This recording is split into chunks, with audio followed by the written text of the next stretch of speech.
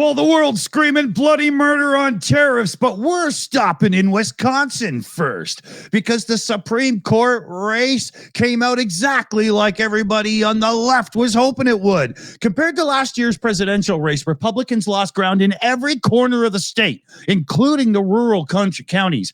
While it's dangerous to extrapolate too much from something like that, the results show 100% that Democrats can pick up ground in rural areas and they don't have to grovel to do it.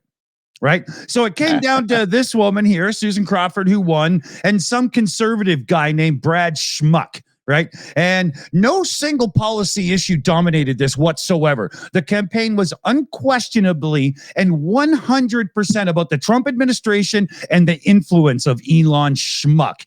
Yeah, he was down there spreading money, throwing millions around, trying to buy votes, the whole bit, and it clearly failed. So it's been long clear that Republicans seldom bother to repay any of the overwhelming support they get in rural America with anything tangible to help them in their lives at all.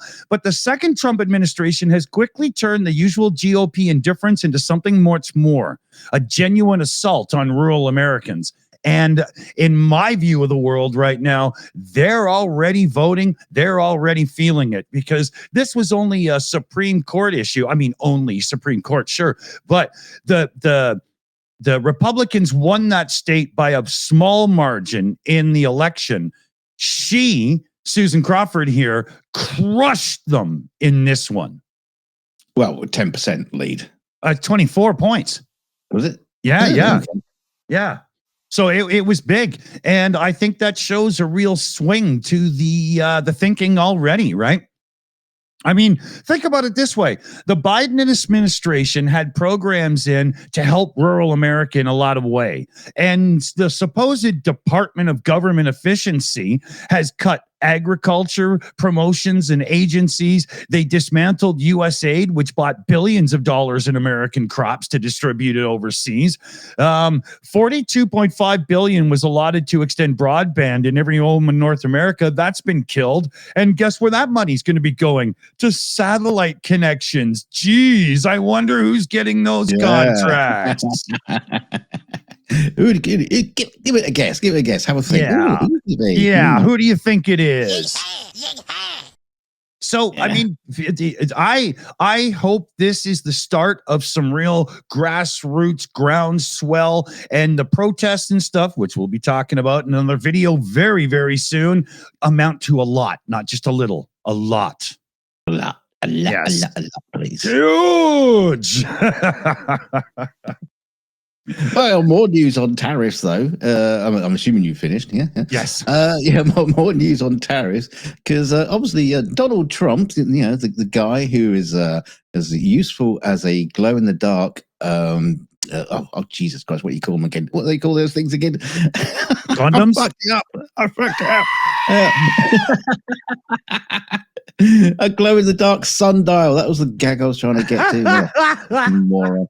But yeah, no, Donald Trump has been mocked after he claimed he would start putting tariffs on illegal drugs in a bizarre new rant. Yeah, economists have warned the US president that may plunge the world into a global recession when he unveils a huge raft of tariffs later as part of his Liberation Day stunt, which was yesterday, wasn't it? But many have questioned the 70-year-old president's grasp of reality after he appeared to suggest that the tariffs should be placed on fentanyl smuggled into the country. Yes, that's right. Put tariffs on the smuggled drugs. Yes, it's a controlled substance, as you know, in the US, and that cannot be subjected to border taxes, especially when you're stuffing it up donkeys' asses or whatever they're doing to get it in there. I mean, this has drawn puzzled reactions from folk, including some who asked whether he understood how tariffs actually worked. Though the answer to that is no. And wait. Does Trump think we can tariff the sale of fentanyl into America from those Canadian drug cartels? All 42 pounds of it? Oh, my gosh. Others joke that he appeared to be encouraging the production of the deadly drug within the US itself. Those are new factories. So on Wednesday, President Trump announced that the US was imposing reciprocal tariffs on a small collection of Antarctic islands that are not even inhabited by humans. as part of a global trade war aimed at asserting US dominance. The Heard and McDonald Islands, known for their population of penguins and seabirds, can only be reached by sea. And Trump has announced that the countries are now subject to tariffs in Wednesday's press conference using a poster as a prop. What did he use? What, a poster of a penguin? What did he do? Additional countries, including the Hart and McDonald's Islands, which are incidentally not countries. Yeah, well done. That's it, just islands. Put a tariff on that white bastard right now.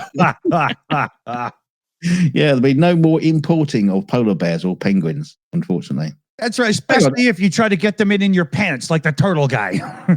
on polar bears from the North Pole.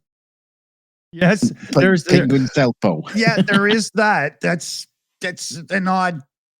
Yes. Okay. Well, we'll skip over that. We'll skip that one. He'll put tariffs on polar bears anyway.